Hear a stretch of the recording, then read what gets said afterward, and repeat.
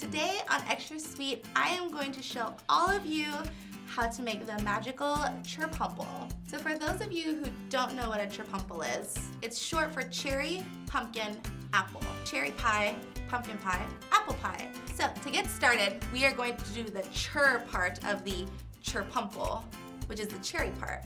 So I've got a 10-inch pan here. I have a little parchment on the bottom, and for extra insurance, I'm also gonna spray it. So I'm gonna add part of my chocolate cake batter to the bottom. And today I'm just using a box mix. You can use a homemade mix if you want to. Now we have our cherry pie already baked, totally cool. And you can kind of see that my pie is totally cracked, like it's not pretty. But that's okay, because you're not gonna end up seeing it. We're gonna pour the rest of this chocolate cake batter over the pie.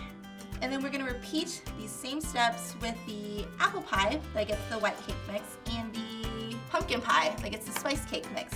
If all three will fit in your oven, great, because they all have to bake for 350 for about an hour. It seems really long, but trust me, they won't overbake. So, all of our Cherpumple layers have been baked and cooled, and we're ready to throw this bad boy together. I'm gonna smear a little buttercream to act kind of like a glue. So I'm gonna start off with the apple, so that's gonna go on the bottom.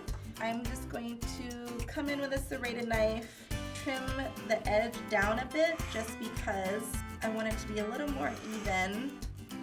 Add some frosting to the top here, more glue for our pump layer. I'm just using a basic vanilla buttercream right now. You know, a cinnamon frosting would be good too, just to keep it holiday-esque. Perfect. More frosting. Now for the cherry on top. Literally. I thought that was funny. Trimming these edges. I'm just gonna give this a nice little skim coat. Usually when I'm frosting cakes, I would put this on a turntable to make it easier to spin. But again, we're not super focused on decorating since this is such a huge deal on its own. We're gonna put some sprinkles on it because this is extra sweet and this is what I do. And then we're also gonna give it a light dusting of cinnamon sugar.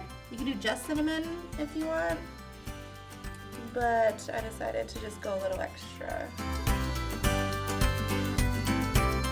And there it is, the amazing, the epic, the iconic Cherpumple. I will see all you guys next time on Extra Sweet.